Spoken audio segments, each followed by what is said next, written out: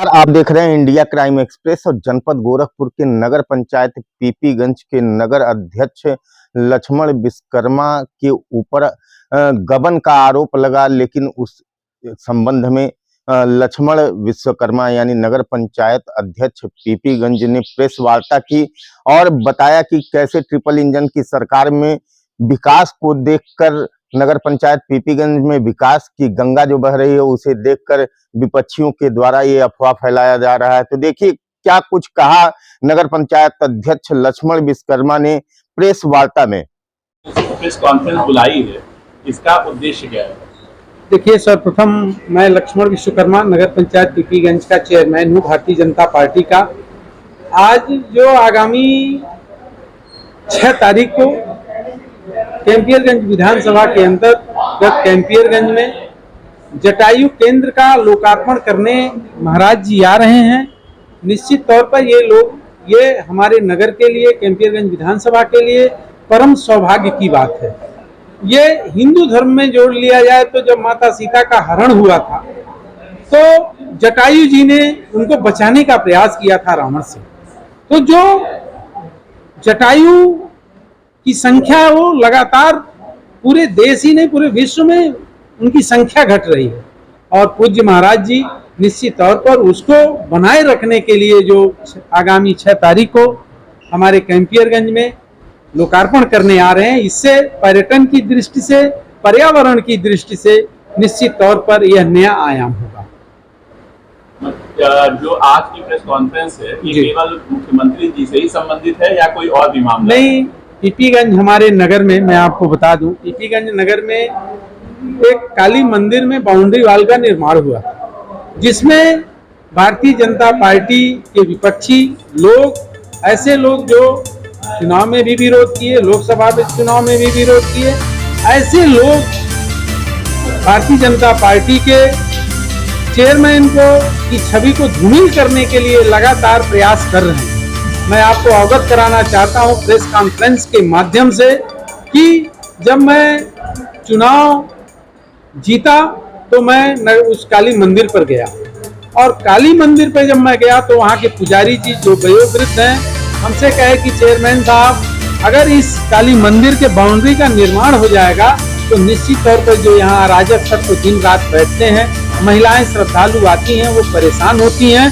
तो ये जगह जो सरकारी भूमि है वो भी सुरक्षित और संरक्षित हो जाएगा, मंदिर भी सुरक्षित हो जाएगा। उसी के क्रम में मैं उसका सीमांकन कराया। सीमांकन में कम से कम 1.5 करोड़ रुपए की जमीन जो आज वहाँ 2 से 2.5 हजार रुपए स्क्वायर फीट भूमाफिया और ये डीलर जमीन बेच रहे हैं, वो नगर पंचायत की जमीन को कब्जा किए और जब वो जाने की ये नगर चेयरमैन इस जमीन को बाउंड्री करा देंगे तो उनके अंदर बेचैनी आ गई और वो कहे कि अच्छा आप करा रहे हैं। हमने कहा नहीं, ये हमारे पूज्य महाराज जी और हमारे लोकप्रिय विधायक माननीय फतेह बहादुर सिंह जी का आदेश है कि कोई भी भूमाफिया, कोई भी ऐसा व्यक्ति जो सरकारी जमीनों पे कब्जा होगा वो कतई बर्दाश्त नहीं किया जाएगा।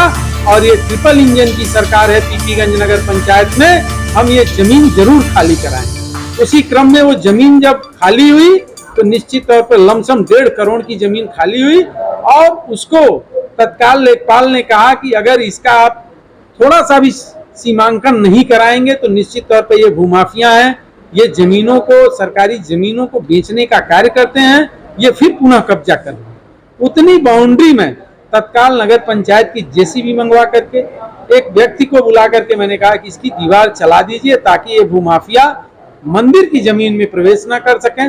वो और जब वो एक टेंडर हो गया, कार्य आवंटित हो गया, ठेकेदार ने काम कर दिया, कार्य को पूर्ण हो गया, तो कुछ लोगों ने ये बताया कि एक हमारे नगर के सम्मानित व्यक्ति ने चंदा दिया है।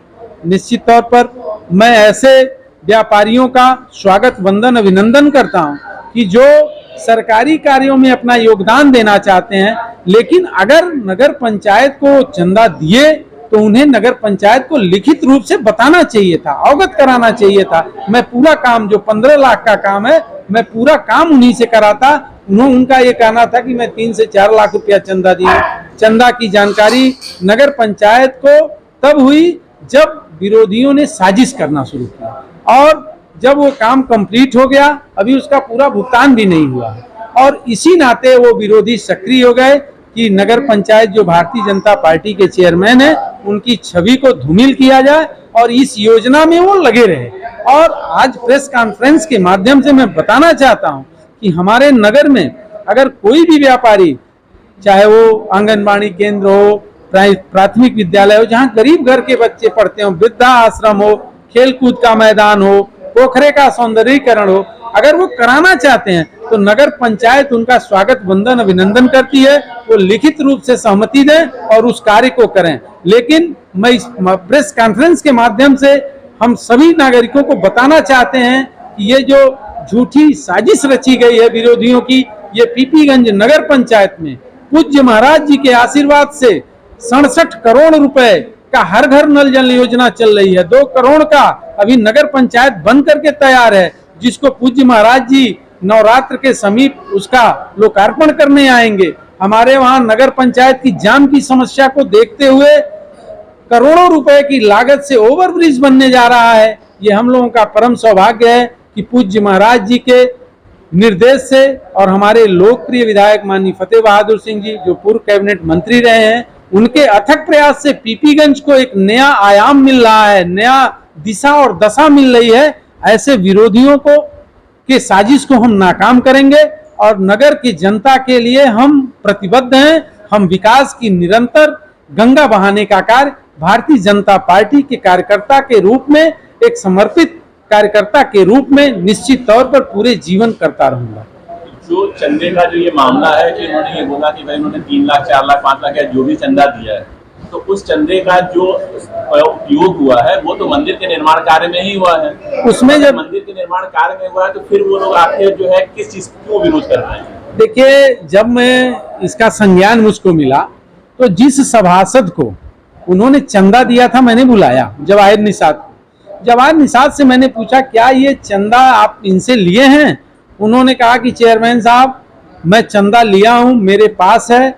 ये जो चंदा दिए वो काली मंदिर के निर्माण के लिए दिए। उन्होंने लिखित बयान दिया है अधिकारियों को और ये बाउंड्री वाल नगर पंचायत